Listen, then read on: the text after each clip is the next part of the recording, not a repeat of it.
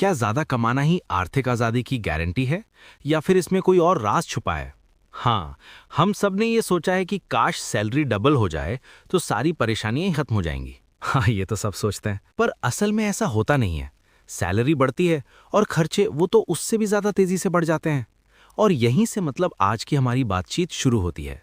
हमारे पास जो स्रोत है वो है मनोज अरोड़ा की किताब the art of saving money का एक सार। अच्छा, और इसमें जो सबसे दिलचस्प बात है ना, वो ये नहीं है कि कौन सा म्यूचुअल फंड खरीदना है, बल्कि ये कि पैसे के बारे में हमारी सोच, हमारा जो नज़रिया है, वही हमारी सबसे बड़ी संपत्ति या सबसे बड़ी देनदारी है। देखिए, ये सब कुछ मानसिकता का खेल है। बिल्कुल। तो आज का मिशन साफ है, इस किताब के उन शक्तिशाली विचारों की गहराई में उतरना जो पैसे बचाने को एक मजबूरी नहीं बल्कि एक कला बनाते हैं। सही। और आर्थिक आज़ादी की तरफ एक साफ रास्ता दिखाते हैं। चलिए इस पड़ताल को शुरू करते हैं। तो जो सबसे पहला और सबसे बुनियादी सिद्धांत है ना, वो पैसे के साथ हमारे रिश्ते को ही पूरी तरह से बदल देता है। अच्छा, किताब कहती है कि हम पैसे को एक निर्जीव कागज का टुकड़ा या स्क्रीन पर एक नंबर समझना बंद करें और उसे क्या समझें। यहीं पर किताब का सबसे अनोखा विचार आता है।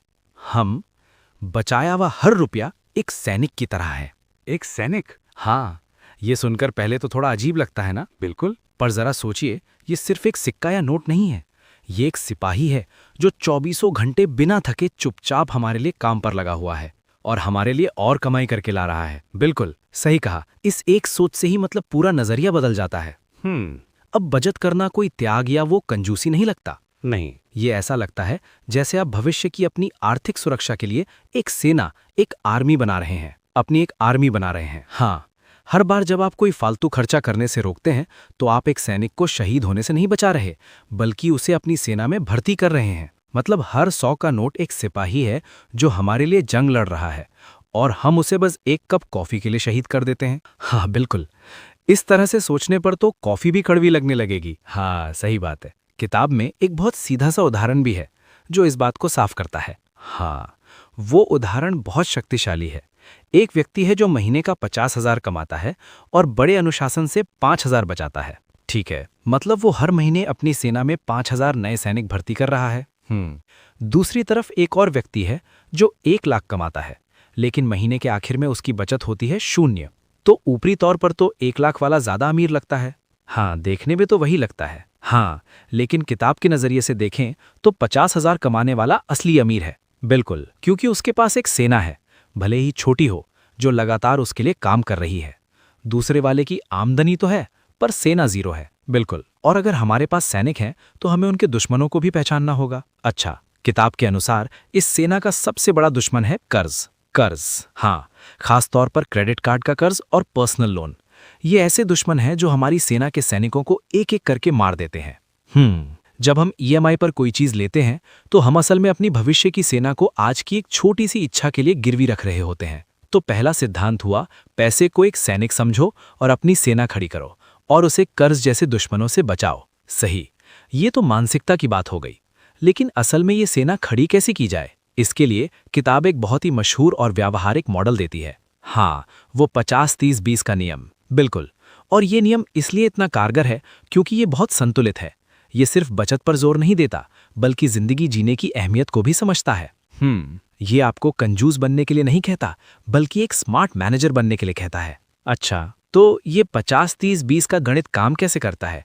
मतलब 50% में क्या क्या आता है? नियम के मुताबिक आपकी महीने की टैक्स के बाद की आमदनी का 50% हिस्सा आपकी जरूरतों यानी नीड्स पर खर्च होना चाहिए। नीड्स, हाँ, ये वो चीजें हैं जिनके बिना आपका काम नहीं चल सकता, जैसे घर का किराया या होम लोन की ईएमआई, बिजली पानी का बिल, राशन, बच्चों की स्कूल फीस और आने जाने का ट्रांसपोर्ट का खर्चा। ये आपकी जिंदगी की बुनियाद है। ठीक है, 50% जरूरतों के लिए। लेकिन मुंबई या दिल्ली जैसे बड़े शहर जहां किराया ही आधी सैलरी ले जाता है, वहां ये 50% का नियम कितना व्यावहारिक है? कई लोगों के लिए तो शायद 60-70% सिर्फ जरूरतों में ही चला जाता होगा। ये बहुत जरूरी सवाल है और किताब भी कहती है कि ये कोई पत्थर की लकीर नहीं है। अच्छा, ये एक शुरुआती ढांचा है। अगर आप एक महंगे शहर में रहते हैं तो हो सकता है आपका आंकड़ा 70-20-10 हो। 70-20-10? हाँ, जहां 70% जरूरतों पर, 20% इच्छाओं पर और 10% बचत पर जाए। जरूरी ये नहीं है कि आप इन नंबरों पर टिके रहें। जरूरी ये है कि आपके पास एक बजट हो और आप उसे ट्रैक कर रहे हो। बिल्कुल, मतलब पॉइंट ये है कि पहले से तय हो कि पैसा कहाँ जाएगा। तो 50% ज़रूरतों पर हो गया, बाकी के 30 और 20% का क्या? अगला 30% हिस्सा आपकी इच्छाओं यानी वांट्स के लिए है। वांट्स इसका मतलब है जिंदगी का आनंद लेना, बाहर दोस्तों के साथ घूमना, फिल्में देखना, शॉपिंग करना, छुट्टियां मनाना। किताब इस बात पर जोर देती है कि पैसे बचाने का मतलब अपनी जिंदगी को बेरंग बनाना नहीं है। अगर आप अपनी सारी इच्छाओं को मार देंगे तो आप इस प्लान पर ज्यादा दिन टिक ही नहीं पाएंगे। बिल्कुल, और बाकी का 20% हिस्सा बचत और निवेश यानी सेविंग्स एंड इन्वेस्टमेंट्स के लिए है। असली आर्थिक विकास यहीं से शुरू होता है। सही बात है, यही वो 20% है जो आगे चल के आपकी आर्थिक आज़ादी की नींव रखता है। और इसे करने का सबसे कारगर तरीका है auto pilot mode. Auto pilot इसका मतलब है कि जैसे ही सैलरी आपके अकाउंट में आए, उसी दिन या अगले दिन ये 20% या 10% जो भी आपने तय किया हो, वो अपने आप कटकर एक अलग सेविंग अकाउंट या म्यूचुअल फंड SIP में चला जाए। अच्छा, मतलब पे योरसेल्फ फर्स्ट। एग्जैक्टली, खर्चा करने से पहले ही बचत का हिस्सा हटा दो। हाँ, इससे वो पैसा हमारी नज़रों के सामने रहता ही नहीं, तो उसके खर्च होने का सवाल ही नहीं उठता। सही, ये हमारी आदत बन जाती है, हमारा विकल्प नहीं रहता। बिल्कुल, आप पहले अपनी सेना को मजबूत करते हैं और फिर बचे हुए पैसों से बाकी काम करते हैं। ज्यादातर लोग इसका उल्टा करते हैं। वो पहले खर्च करते हैं और फिर जो बचता है उसे बचाने की कोशिश करते हैं, और अक्सर कुछ नहीं बचता। सही बात है। ठीक है, तो हमने सेना बनाने का तरीका भी सीख लिया, लेकिन ये छोटी सी सेना एक बड़ी ताकत कैसे बनेगी? यहीं पर वो कॉन्सेप्ट आता है जिसे किताब में सबसे शक्तिशाली बताया गया है, कंपाउंडिंग का जादू। इसे तो एल्बर्ट आइंस्टाइन ने दुनिया का 8वां अजूबा कहा था। हाँ, कंपाउंडिंग का मतलब है ब्याज पर भी ब्याज मिलना। ये बिल्कुल एक वो स्नोबॉल की तरह काम करता है। अच्छा, हाँ, जब आप एक छोटा सा बर्फ का गोला पहाड़ से लुढ़काते हैं तो वो अपने साथ और बर्फ चिपकाता जाता है और नीचे पहुंचते पहुंचते एक विशाल रूप ले लेता है। आपकी बचत भी समय के साथ ऐसे ही बढ़ती है। आपके सैनिक सिर्फ लड़ते नहीं हैं, वो अपने जैसे और सैनिक भी पैदा करते हैं। इस पर मुझे किताब की एक लाइन याद आ रही है जिसने मुझे वाकई सोचने पर मजबूर कर दिया। बताइए, उसमें लिखा था, it's not about timing the market, it's about time in the market. क्या बात है। हम अक्सर सोचते रहते हैं कि निवेश करने का सही समय कब आएगा, बाजार कब गिरेगा। हाँ, सब यही सोचते हैं। किताब कहती है कि सही समय का इंतजार करने से ज्यादा जरूरी है लंबे समय तक बाजार में टिके रहना। बिल्कुल सही। और समय की ताकत को समझने के लिए एक छोटा सा उदाहरण लेते हैं। जरूर। सोचिए, एक 25 साल की लड़की है रिया। वो हर महीने सिर्फ 5,000 रुपए निवेश करना शुरू करती है। ठीक है, अगर उसे औसतन 12% का रिटर्न मिलता है तो 60 साल की उम्र में यानी 35 साल बाद उसके पास लगभग 2.3 करोड़ रुपए होंगे। सिर्फ 5,000 रुपए महीने से 2.3 करोड़, ये तो कमाल है। अब यहीं पे समय का जादू देखिए। उसका एक दोस्त है समीर। वो सोचता है अभी तो करियर शुरू हुआ है, थोड़ा एंजॉय कर लूं, 35 की उम्र से निवेश शुरू करूंगा।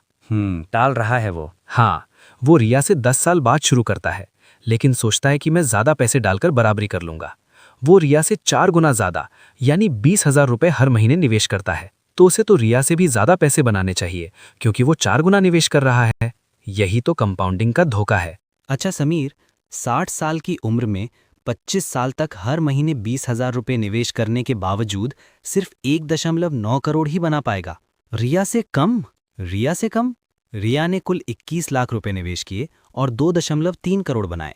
समीर ने कुल 60 लाख रुपए निवेश किए और सिर्फ 1.9 करोड़ बनाए।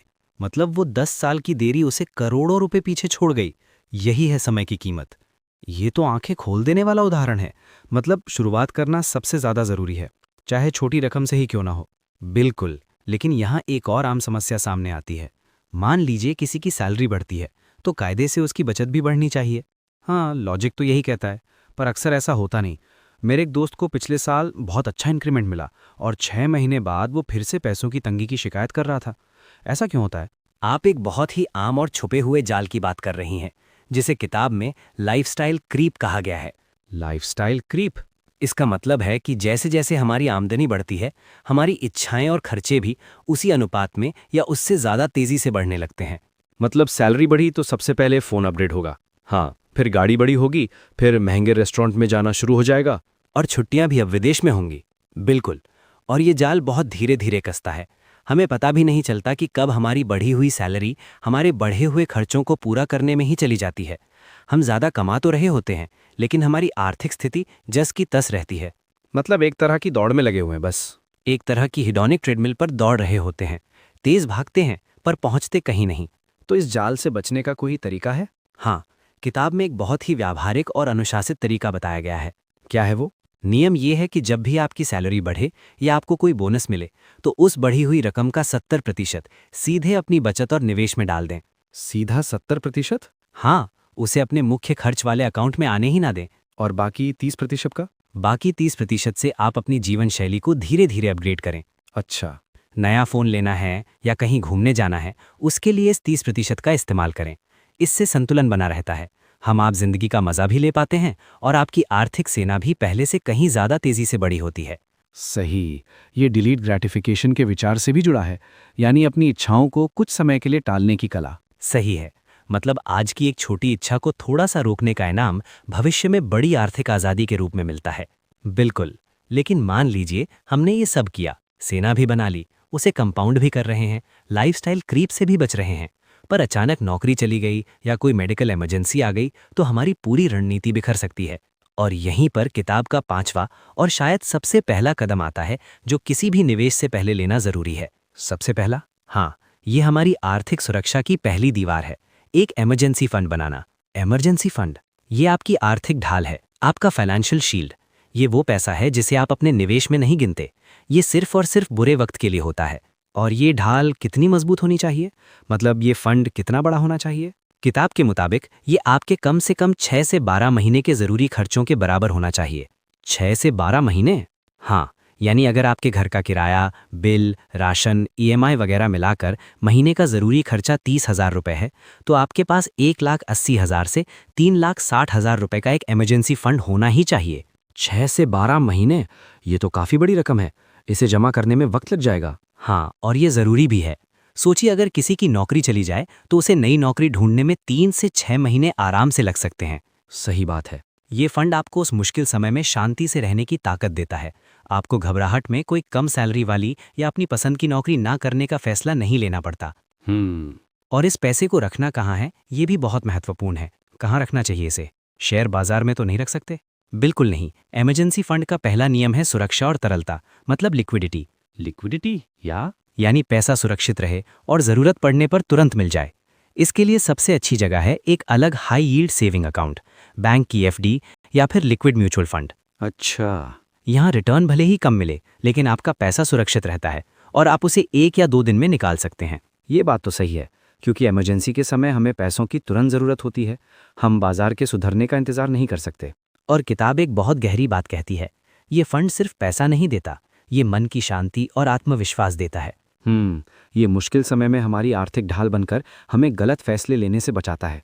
तो अगर हम इस पूरी चर्चा को समेटें तो दी आर्ट ऑफ सेविंग मनी से मिली जानकारी हमें ये सिखाती है कि आर्थिक आज़ादी सिर्फ ज़्यादा कमाने का नतीजा नहीं है। बिल्कुल नहीं, ये सही सोच और सही आदतों को अपनाने का नतीजा है। ये पैसे के साथ अपने रिश्ते को बदलने की कहानी है। ये पूरी तरह से मानसिकता का खेल है। पैसे को सैनिक समझना, 50-30 जैसे नियम से बजट बनाना और उसे ऑटोमेट करना, समय और कंपाउंडिंग की ताकत का इस्तेमाल करना, लाइफस्टाइल क्रीप के जाल से बचना और एक इमरजेंसी फंड की ढाल तैयार रखना, ये 5 स्तंभ हैं जो किसी को भी आर्थिक रूप से मजबूत बना सकते हैं। किताब का सार इन शब्दों में है और मुझे ये लाइन बहुत पसंद आई। हर रुपया एक सैनिक है, हर बचत आपकी सेना है और हर निवेश आपके आर्थिक साम्राज्य का एक मजबूत किला है। बहुत खूब, ये पूरी यात्रा को एक मिशन जैसा बना देता है। बिल्कुल, और ये सब जानने के बाद एक विचार सोचने के लिए रह जाता है। किताब हमें ये तो बहुत अच्छे से बताती है कि आर्थिक आज़ादी कैसे हासिल की जाए, उसके लिए क्या क्या कदम उठाने हैं, लेकिन ये गहरा सवाल भी खड़ा करती है जिस पर हर किसी को सोचना चाहिए। और वो सवाल क्या है? सवाल ये है कि जब ये आज़ादी मिल जाएगी तो उस आज़ादी का इस्तेमाल किस लिए करना है। अच्छा। वो आर्थिक साम्राज्य या फाइनेंशियल किंगडम आपको असल में क्या करने की अनुमति देगा? क्या वो समय की आज़ादी है ताकि आप अपने परिवार के साथ ज़्यादा वक्त बिता सकें, या अपने पैशन को फॉलो करने की आज़ादी है जिसे आप नौकरी के साथ नहीं कर पा रहे थे, या फिर दूसरों की मदद करने की आज़ादी है? ये तो बहुत गहरा सवाल है। मतलब सिर्फ मंजिल तक पहुंचना ही काफ़ी नहीं है, ये भी पता होना चाहिए कि मंजिल पर पहुंचकर करना क्या है। बिल्कुल, इस क्यों का जवाब ढूंढना शायद पैसे बचाने की कला से भी ज़्यादा ज़रूरी है। अगर आपको ये वीडियो पसंद आया हो तो इसे लाइक कीजिए, शेयर कीजिए और सब्सक्राइब करना ना भूलिए, क्योंकि हम हर हफ्ते लाते हैं ऐसी किताबों की समरी जो आपकी सोच और ज़िंदगी दोनों बदल सकते हैं। भाई याद रखना, भीड़ का हिस्सा बनना आसान है, लेकिन भीड़ जिसके लिए खड़ी हो वो बनने के लिए कलेजा और दिमाग दोनों चाहिए। मेहनत गधा भी करता है, पर राज शेर करता है, क्योंकि शेर को अपनी ताकत से ज्यादा अपने दाव पेच पर भरोसा होता है। अगर आज की इस बात ने आपके दिमाग की बत्ती जलाई है तो आप अकेले नहीं हैं। मनी मोटिवेशन परिवार का मकसद ही यही है, आपको एक मजदूर माइंडसेट से निकालकर एक मालिक माइंडसेट तक पहुंचाना। हम यहाँ सिर्फ बातें नहीं करते, हम हर हफ्ते लाते हैं दुनिया की सबसे बेहतरीन बिजनेस और फाइनेंशियल किताबों की समरी, जो आपको वो सिखाती हैं जो स्कूल और कॉलेज कभी नहीं सिखा पाए। वो कड़वे सच जो आपकी सोच और आपके बैंक बैलेंस दोनों को बदलने की ताकत रखते हैं।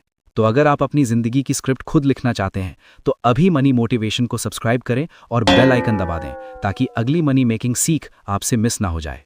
इस वीडियो को उस एक दोस्त के साथ जरूर शेयर करें जो दिन रात पसीना तो बहा रहा है, पर जिसकी दिशा सही नहीं है। आपका एक शेयर किसी की पूरी जिंदगी की दिशा बदल सकता है। मैं हूं आपका दोस्त, मिलते हैं अगले वीडियो में। तब तक सीखते रहिए, सोचते रहिए और खुद को अमीर बनाते रहिए। मनी मोटिवेशन देखने के लिए आपका दिल से धन्यवाद।